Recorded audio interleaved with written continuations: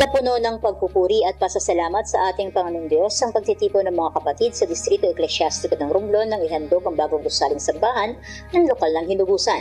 Pinangasiwaan ng kapatid na Ramon Dogilsin, tagapangasiwa ng distrito, ang nasabing okasyon na dinaluhan hindi lamang ng mga kapatid mula sa lokal ng hinugusan, kundi maging ng mga kapatid sa iba't ibang lokal sa distrito ng Romblon.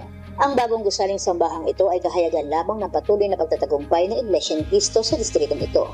Dahil po sa patuloy na pagdami ng bilang ng mga kapatid dito sa lokal ng hinugusan, distrito ng Romblon, ay hiniling po na maipagtayo kami ng gusaling sambahan.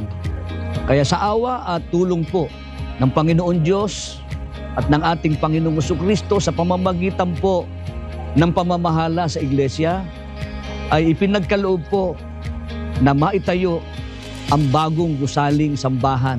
Aming mamahalin, ipagmamalasakit ang gusaling sambahan. Purihin ang Panginoon Diyos. Ipinagpapasalamat ng mga kapatid sa lokal ng hinugusan sa ating Panginoong Diyos, sa Panginoong Jesus at sa kapatid na Eduardo V. Manalo, ang tagapamahalang pangkalahatan ng Iglesia ni Cristo sa kanilang pagmamahal at pagmamalasakit sa kanilang lokal na magkaroon ng maganda at maayos na gusaling sambahan na ito ay sa ikaluluwalhati ng ating Panginoong Diyos.